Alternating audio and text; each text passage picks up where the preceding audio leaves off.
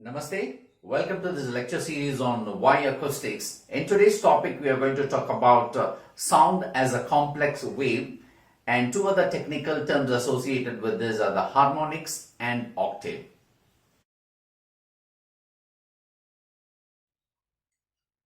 Coming to the first topic, sound as a complex wave.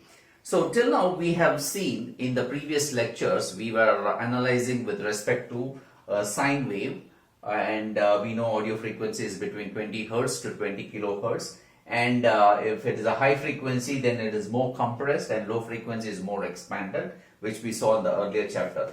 But in the real life, the sound that we are going to see in our day-to-day life are not beautiful curves like this. It is a very complex wave, and this is how any of the sound wave will look like.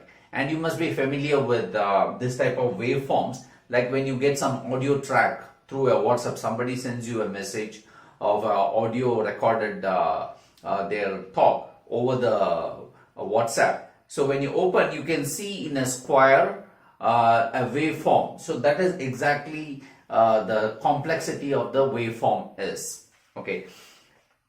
How complex? Now let us analyze how this can be transformed from a proper sine wave to this, and from here how we can also get back to this to get the proper analysis of the sound. Now again, coming back to this sine wave curve, and here this first, there are three figures. The first figure shows a frequency called f1. Now let us, for understanding, let us take this as 100 hertz, right? Okay, 100 hertz, the waveform is like this, and at a particular amplitude, right? Now let us take another waveform which is double that of f1. f2 is 2 times that of f1, that is 200 hertz. Now the 200 hertz waveform, it will look like this. And now let us assume that this amplitude of the second waveform, let it be half of this. Okay, just for our analysis. Now we have two set of waveforms, one at 100 hertz and another sine wave at half the amplitude at double the frequency at 200 hertz. Now when we add these two frequency, and this is what is a resultant waveform, f1 plus f2, the combination of this will look like this. So basically this combines like this. It goes up, and then accordingly it adds the different amplitudes, and accordingly it takes a waveform. And this is how it is. Now same way, let us take, if you take another third waveform and you add to this f1 plus f2 to f3, and you go on, say let us go up to f10. So then finally the waveform will become like this.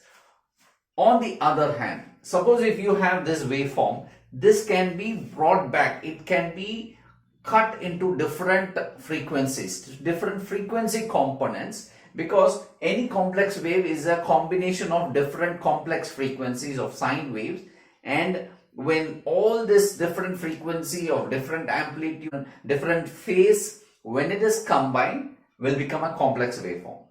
So if we have to synthesize how this waveform technically, then it can be broken down into different components for analysis, and it can be separated as different sine waves for the analysis.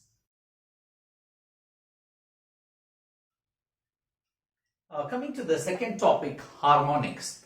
Before I go in detail about the technical terms, let me explain the significance of harmonics. Now in your life you have so many friends, relatives and all that. How many do you think you have? Your contact list? Maybe about 1000 in your contact list. Now, does any of their individual voice, are they similar? Any two of them?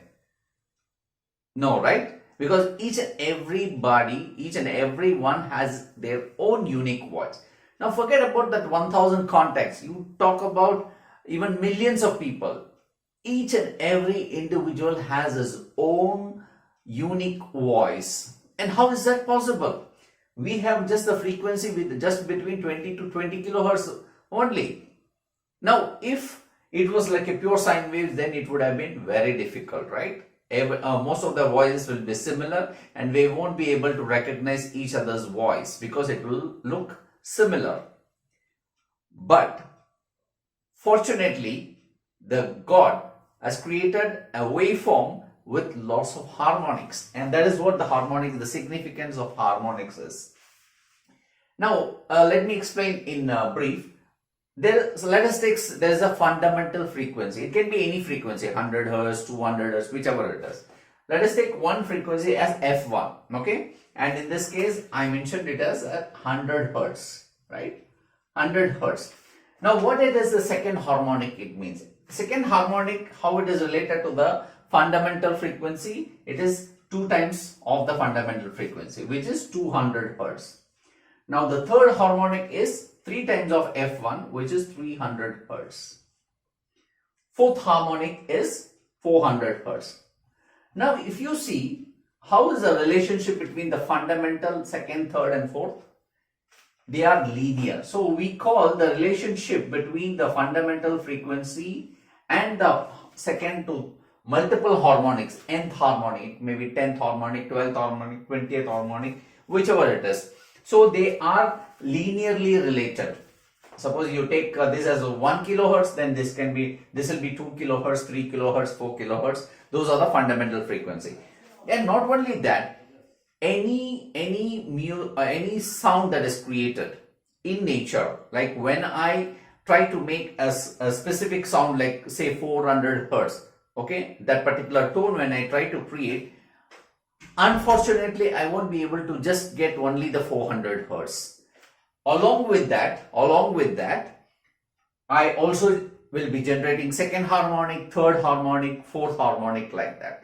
So which means if I generate 400 hertz, along with that there will be 800 hertz with less power, 1600 hertz with little more less power, like that. So for subsequent harmonics, the level of that also keeps reducing, but the fundamental remains same, and along with that these harmonics are mixed up. So that's why in most of the waveforms it becomes a bit complex. And in the previous diagram I mentioned where adding of frequency makes a waveform complex, and same way the and in music this also plays a major role, the harmonics, where each and every musical instrument are created and they are different based on the harmonics that it can generate. Like for example, percussion instrument, though there are hundreds of types of percussion instrument which can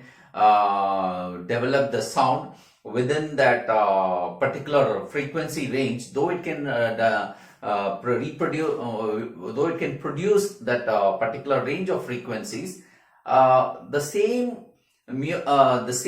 range, different instrument share, but each will sound different, mainly because of harmonic. Now you take Indian classical instruments like tabla, mridangam and ghatam. All this may have a similar set of frequencies, but each one has its own unique quality of sound, right? That's mainly because their harmonic that it generates for any specific frequency that is generated are different.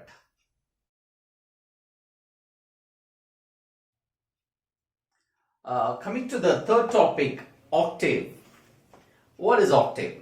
So octave in simple terms, it means doubling of frequency. Doubling of frequency. So when we spoke about harmonics, that was linear. In case of octave, it is logarithmic. And in our previous lecture, when we studied about the anatomy of the ears, we saw that our ears are more tuned to logarithmic scale, and that's why we have the dB scale and all that. And let me come to the technical part of how the octave is calculated. So ratio is 2:1. So basically octave talks about the period from this to this is a period, from this to this, and it can be whichever may be the period, right? We have the whole audio frequency range. It can be different sets of frequency. And what is the relation between the start and the end? That the relation is 2:1. Like for example, let me take 100 hertz. Okay, doubling of this frequency will be 200 hertz, right? When I double 200, it will become 400 hertz. So this is called 1 octave, and this is called 1 octave, right? So now between 100 hertz to 400 hertz, how many octaves are there?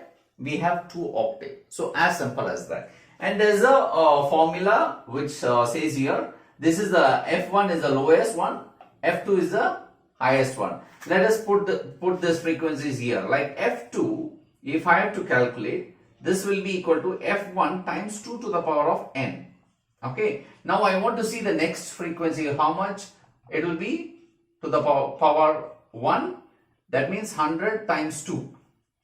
Okay, which will be 200 hertz, right? Now let us do this calculation.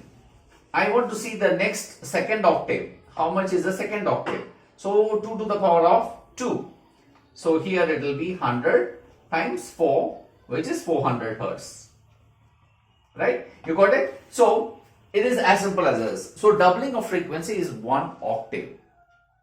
Now in music, right? In music, this is a familiar picture you must be knowing, which is like a keyboard or harmonium, whichever it is. So you have this keyboard pattern. So you can see there is a set of 3 in between these 2 black ones and set of 4 in between these 3 black ones. Okay, in Western music, we talk about C, D, E, F, G, A and B. And whereas in Indian classic, we talk about sa, re, ga, ma, pa, da, ni, sa. Okay, ni, sa again come. Now this C1 to B1 is actually 1 octave. Beautiful, right? So this is how our music is so mathematically been created. And when you study in depth about music, you will know the significance of how beautifully the mathematics and the audio frequency are involved in octave. Now, you must have seen a small keyboard where the kids, you buy them a small keyboard that may be about 3 octave or 3.5 octave, whichever it is, a small 3.5 octave. It means this repeats 3 times. Okay, 3 times. So when it repeats, then we call it as a 3 octave keyboard. Now, for example, you take piano. The grand piano, right? You will have a big keyboard, right? So what exactly it means? This set repeats 8 times. Okay, it will be slightly less, 7, and there will be few more on the left and few more on the right. Together they call it as 8 octave keyboard. Okay, 8 octave piano. It simply means every octave, like for example, let me say C1 is 1x frequency, F1. Okay, what will be C2? It is just the double of that frequency. So as simple as that. So you know this frequency, the next one will be double of that, and so beautifully that the octave scale is arranged.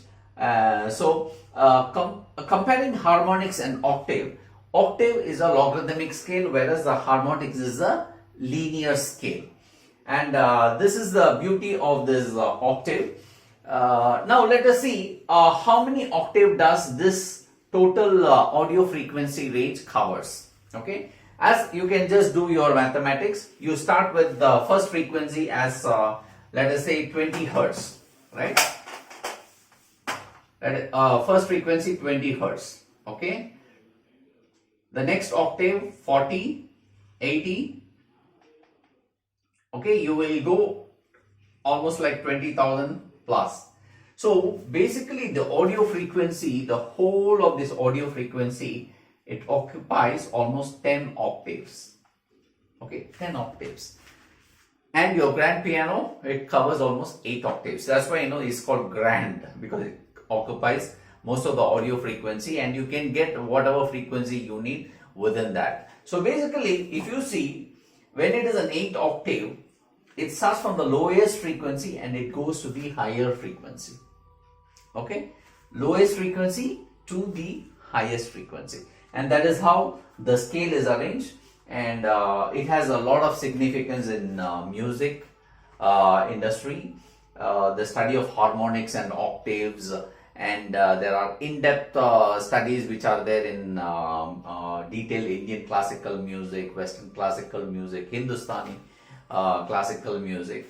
And with these basic fundamentals, I hope you can have a better understanding of how the rest of the music is laid out in terms of mathematics. Thanks for watching this video. If you have any questions related to this lecture or any of my previous lectures on why acoustics, you can email me at ganesh@gacoustics.com, or you can put in the comment below under the YouTube channel of G-Acoustics.